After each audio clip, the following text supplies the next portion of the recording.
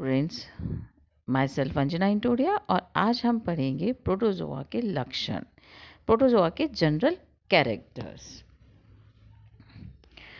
Protozoa 200 सालों से हम इस प्रोटोजोआ को हम जानते हैं और इस प्रोटोजोआ का सबसे पहले नाम जो दिया था वो दिया था गोल्डफस्ट ने 1818 के अंदर दिया था।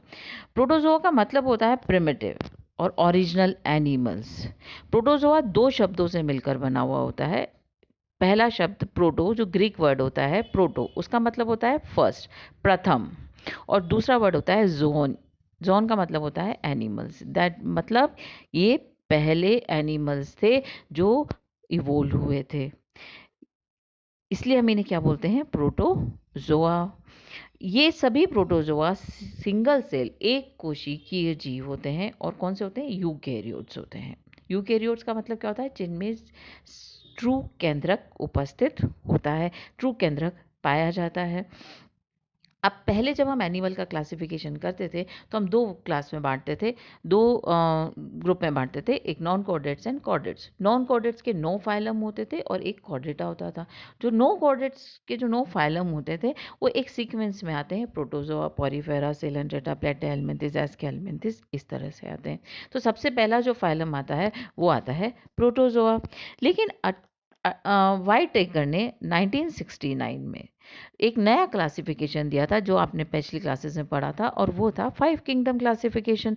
5 किंगडम जो क्लासिफिकेशन था उन्होंने किस आधार पे बांटा था, उन्होंने बांटा था सेल के स्ट्रक्चर, न्यूक्लियस के टाइप्स, बॉडी में कितनी सेल्स हैं, उनका न्यूट्रिशन वे क्या है, इन लक्षणों पर उन्होंने उसको 5 ग्रुप में बांटा था। और ये 5 ग्रुप कौन से थे, Monera, protista, fungi, plenty and Animalia. Monera के अंदर कौन आते हैं, सारे प्रोकैरियोटिक ऑर्गेनिजम्स आते हैं। प्रोटिस्टा के अंदर यूकैरियोटिक ऑर्गेनिजम्स आते हैं, लेकिन कौन से वाले, जो सिंगल सेल होते हैं, जो एक कोशिकीय जीव होते हैं, जिसमें आता है हमारा प्रोटोजोआ। और तीसरा वर्ग जो था वो था फंजाई किंगडम। फंजाई किंगडम का मतलब होता है कि वो सारे प्लांट्स जो कि अहरित हैं, दैट मीन्स फंगाई, सारी की सारी यूकैरियोटिक होते हैं और मल्टी सेल्यूलर होते हैं। और चौथा जो सबसे बड़ा फाइलम था वो था प्लेंटी, जिसमें थे मल्टी सेल्यूलर प्लांट्स, बहुकोशिकीय सारे पौधे। और लास्ट था एनिमिलिया, जिसे प्राणी जगत कहते हैं हम, और उसमें होते थे बहुकोशिकीय प्राणियों के लिए कहा जाता था उसका। तो इस तरह से प्रोटोजोआ अब जो है वो प्रोटिस्टा किंगडम के अंदर रखा जाता है। अब प्रोटोजोआ होते क्या हैं, प्रोटोजोआ एक कंप्लीट ऑर्गेनिज्म होता है जो कि सिंगल सेल होता है, और उसकी जितनी भी एक्टिविटी, जितनी भी जैविक घटनाएं होती है, जितनी जैविक क्रियाएं होती है, वो सभी एक प्लाज्मा मेम्ब्रेन के अंदर, एक सिंगल प्लाज्मा मेम्ब्रेन के अंदर पूरी होती है।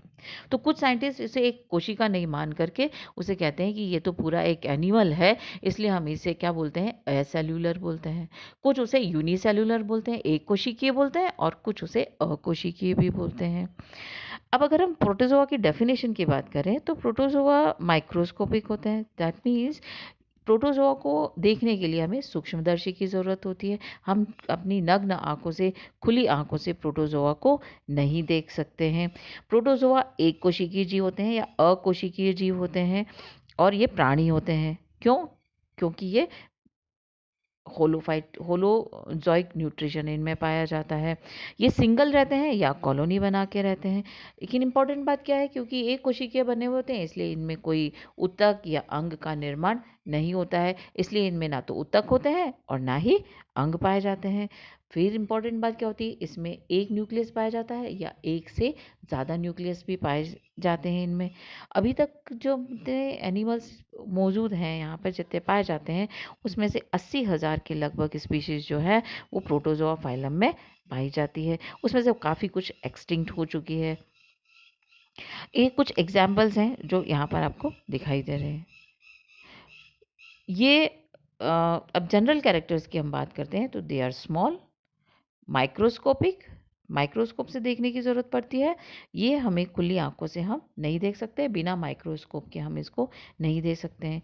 ये बहुत सिंपलेस्ट होते हैं, सरल जीव होते हैं, और सबसे आदिम जाति होती है ये, प्रिमिटिव और सिंपलेस्ट होते हैं। कहने का मतलब प्रोटोजोआ जो है इनकी साइज़ बहुत वेरी करती है। ये 1 माइक्रोमीटर से लेकर के कुछ मिलीमीटर तक होते हैं या उससे भी बड़े होते हैं। और सबसे बड़ा जो प्रोटोज़ोआ होता है जो कि सी में पाया जाता है, जिसे हम कहते हैं ज़ेनोफायोफोर्स कहते हैं। ये फोर्मिनिफेरा ग्रुप में पाया जाता है और इसकी जो शेल होती है, इसके ऊपर जो आवरण पाया जाता है शेल का, वो कितना बड़ा होता है, 20 सेंटीमीटर की डायमीटर में होता है। तो सबसे बड़ा जो प्रोटोज़ोआ होता है वो काफ़ी बड़ा होता है। प्रोटोज़ोआ की जो लाइफ होती है ये एक कोशिकीय होते हैं और ये या तो एकल फॉर्म में रहते हैं, सॉलिटरी रहते हैं, या ये ग्रुप में बना करके रहते हैं। ये इनका हैबिटेट जो होता है ये फ्री लिविंग होते हैं, स्वतंत्र रूप से रहते हैं। कहाँ रहते हैं ये? क्योंकि इनको चारों तरफ इनके पानी होना बहुत ज़रूरी है, तो सबके सब जलीय जीव होते हैं। जलीय जीव दोनों प्रकार के जलीय जीव में पाए जाते हैं। दैट मीन्स ये फ्रेश वाटर में भी होते हैं और मराइन वाटर में भी होते हैं, सी वाटर में भी पाए जाते हैं। यानी ये लवणीय जल और अलवणीय जल दोनों में पाए जाते हैं। और कुछ जो प्रोटोजोन्स होते हैं वो परजीवी पैरासाइटिक फॉर्म में भी होते हैं। पैरासाइट फॉर्म दो फॉर्म होती है, एक्टोपैरासाइट और एंडोपैरासाइट। या तो बाहर रहते हैं शरीर के या अंदर रहते हैं। ये परजीवी पौधे, जंतु या सम प्रोटोजोन्स के भी परजीवी हो सकते हैं, जहाँ पर ये बीमारी फैलाते हैं या बीमारी कॉज करते हैं, उस फॉर्म में पाए जाते हैं। और कुछ जो होते हैं वो कमेंसलिज्म में भी पाए जाते हैं, मतलब कि ये किसी और के साथ में रह करके अपना जीवन यापन करते हैं। दूसरा इम्पॉर्टेंट पॉइंट होता है कि इनका बॉडी ऑर्गेनाइजेशन बहुत सिंपल होता है। एक कोशिका का बना होता है और सारी जैविक क्रियाएं जो है वो एक कोशिका ही पूरी करती है। तो इसका जो जंतु का जो शरीर होता है वो अधिकोशिकीय कार्यकी श्रम विभाजन होता है। दैट मीन्स सब cellular physiological division of labour इसमें पाया जाता है। और जो ग्रेड ऑफ ऑर्गेनाइजेशन होता है वो कौन सा होता है? प्रोटोप्लाज्मिक ग्रेड ऑफ ऑर्गेनाइजेशन होता है। इनकी बॉडी में ऊतक और अंग नहीं पाए जाते हैं। इनमें एक या एक से ज़्यादा न्यूक्लियस पाए जाते हैं। और जब एक से ज़्यादा न्यूक्लियस पाए जाते हैं इसमें, तो सारे न्यूक्लियस या तो एक जैसे होंगे तो हम उन्हें बोलते हैं मोनोमॉर्फिक। और अगर एक से ज़्यादा तरह के होते हैं तब हम इन्हें बोलते हैं डाइमॉर्फिक। डाइमॉर्फिक का सबसे अच्छा एग्जाम्पल होता है पैरामीशियम, जिसमें दो न्यूक्लियस पाए जाते हैं। एक मैक्रोन्यूक्लियस होता है और एक माइक्रोन्यूक्लियस होता है। इनकी बॉडी के बाहर कोई आवरण या तो नहीं पाया जाता है, दैट मीन्स ये नेकेड होते हैं, या इनके चारों तरफ एक पेलिकल का आवरण पाया जाता है। कुछ के अंदर शेल भी पाई जाती है जो फॉर्मिनिफेरा क्लास उसमें पाई जाती है। और जो इंटरनल स्केलेटन होता है वो एक इलास्टिक स्ट्रक्चर मेम्ब्रेन के ऊपर पाई जाती है जो कि उसके मूवमेंट में हेल्प करता है। और पेलिकल एक शेप देती है बॉडी को at the time of locomotion. ये एकल होते हैं या कॉलोनी बना के रहते हैं। और जब ये कॉलोनी बना के रहते हैं तो सारे मेंबर्स एक जैसे होते हैं, डिफ्रेंशिएट नहीं होते। सब मेंबर एक जैसे होते हैं और सब मेंबर इंडिपेंडेंट होते हैं। इनके बॉडी का जो शरीर होता है वो स्फेरिकल होता है, ओवल होता है, एलोंगेटेड होता है और फ्लैटेंड होता है। ये हर बॉडी शेप में, हर बॉडी के आकार में ये पाए जाते हैं। जब इनके बॉडी आकार अलग अलग होता है तो इनकी बॉडी की सिमेट्री भी अलग अलग होती है। कुछ जो प्रोटोजोन्स होते हैं वो बायलेटरल सिमेट्रिकल होते हैं, दैट मीन्स द्विपार्श्व सममित होते हैं। कुछ में अरीय सममिति यानी रेडियल सिमेट्री पाई जाती है, कुछ में बाईरेडियल सिमेट्री पाई जाती है, और कुछ ऐसे होते हैं जिनमें कोई सिमेट्री नहीं पाई जाती है, दैट मीन्स वो असिमेट्रिकल होते हैं। जैसे अमीबा की सिमेट्री का मतलब क्या कि अगर उसे दो बार में काटते हो तो दोनों जो पार्ट कट रहे हैं वो मिरर इमेज नहीं होते हैं। इनकी जो बॉडी फॉर्म होती है वो कांस्टेंट होती है। कुछ वेरिएबल्स होते हैं जैसे अमीबा है जो अपनी शेप को हमेशा बदलता रहता है लेकिन कांस्टेंट होती है। लेकिन कुछ चेंज होते रहते हैं, किसके अकॉर्डिंगली? या तो इन्वायरमेंट के अकॉर्डिंगली या एज के अकॉर्डिंगली भी अपनी बॉडी की जो शेप है उसको वो चेंज करते रहते हैं, बदलते रहते हैं। इनका जो प्रोटोप्लाज्म होता है वो दो में डिफरेंशिएट होता है। आउटर वाला जो होता है उसे हम कहते हैं एक्टोप्लाज्म, जो अंदर वाला होता है उसे हम बोलते हैं एंडोप्लाज्म। और एक्टोप्लाज्म और एंडोप्लाज्म। फिर आता है चलन। इम्पॉर्टेंट पार्ट, क्योंकि चलन के आधार, चलन के विभिन्न जो अंग हैं, चलन जिससे होता है उसके आधार पर ही हम इनका क्लासिफिकेशन या वर्गीकरण करते हैं। चलन के लिए इनमें उंगली के समान कूटपाद या सूडोपोडिया पाए जाते हैं, या फ्लैजिला पाई जाती है जिसे हम कशाब कहते हैं, या बालों के समान छोटे छोटे पक्षमाप पाए जाते हैं, चलन अंग पाए जाते हैं। और जो पैरासाइट फॉर्म्स होती है उसमें कोई चलन अंग नहीं पाया जाता है। पोषण इनमें 3 तरह का होता है।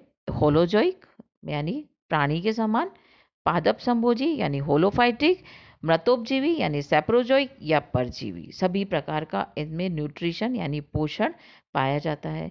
इनमें मुख और गुदा क्षेत्र निश्चित होते हैं और कुछ में नहीं होते हैं। पाचन क्रिया खाद्य धानियों के अंदर होती है और अंतःकोशिकीय पाचन पाया जाता है। श्वसन और उत्सर्जन दोनों क्रियाएं सामान्य सतह से डिफ्यूजन यानी विसरण द्वारा होती है। इनमें कॉन्ट्रेक्टाइल वैक्यूल्स पाई जाती है, और जो कॉन्ट्रेक्टाइल वैक्यूल्स यानी संकुचनशील रिक्तिकाएं पाई जाती है। ये संकुचनशील रिक्तिकाएं जो होती है ये परासरण नियमन का कार्य करती हैं। परासरण नियमन मतलब जो फ्रेश वाटर में प्रोटोजोन्स पाए जाते हैं उसके में पानी के नियमन को बनाए रखती है, पानी की मात्रा को बराबर बनाए रखती है। लास्ट इम्पॉर्टेंट जो टॉपिक जो फाइल कैरेक्टर होता है वो होता है रिप्रोडक्शन। इनमें जनन की जो क्रिया होती है वो 2 तरीके से होती है। अलैंगिक जनन भी पाया जाता है और लैंगिक जनन भी पाया जाता है। दैट मीन्स एसेक्सुअल रिप्रोडक्शन भी होता है और सेक्सुअल रिप्रोडक्शन भी होता है। एसेक्सुअल रिप्रोडक्शन जो होता है वो द्विविखंडन या बहुविखंडन से होता है, यानी बाइनरी और मल्टीपल फिशन से होता है, या मुकुलन द्वारा होता है, बडिंग द्वारा होता है। और जो सेक्सुअल रिप्रोडक्शन लैंगिक जनन जो होता है वो होता है कॉन्जुगेशन के द्वारा होता है, होलोगेमी या फिर सिनगेमी होता है, युग्मकों के संयोजन से होता है। दैट मीन्स या तो कॉन्जुगेशन होता है या फिर सिनगेमी पाया जाता है। अब जीवन वृत्त लाइफ साइकिल जो होती है वो लैंगिक और अलैंगिक प्रावस्थाओं के एकांतरण के कारण, अल्टरेशन ऑफ जनरेशन के कारण बहुत कॉम्प्लेक्स हो जाती है। डिस्पर्सल में हेल्प करने के लिए और भोजन यानी न्यूट्रिशन, टेम्परेचर, ह्यूमिडिटी की जब अनफेवरेबल कंडीशन होती है तो उस अनफेवरेबल कंडीशन से बाहर निकलने के लिए इनमें इंसिस्टमेंट या पूटी भवन पाया जाता है। फ्री लिविंग प्रोटोजोआ ज़्यादातर जलवासी होते हैं, पानी में रहते हैं, जैसा हमने पहले बताया था। ये अलवणीय समुद्री जल नम स्थानों में रहते हैं। कुछ परजीवी होते हैं और कुछ कमेंसिल यानी सहभोजी होते हैं। कुछ जंतुओं पर, कुछ पौधों के ऊपर, कुछ पौधों के अंदर भी वास करते हैं जिन्हें हम परजीवी कहते हैं। और ये पर्यावरण में पर्याप्त आर्द्रता का होना ज़रूरी होता है। ये जहाँ भी रहे वहाँ पे ह्यूमिडिटी, पानी का कंटेंट पूरा होना ज़रूरी होता है। क्योंकि ये एक कोशिकीय प्राणी होते हैं इसलिए इनमें काय द्रव्य और जनन द्रव्य मतलब सोमेटोप्लाज्म और जर्म प्लाज्म का विभेदन नहीं होता है, और इसके कारण इनकी प्राकृतिक मृत्यु नहीं होती है जो कि शरीर का प्रदत्त मूल्य होता है।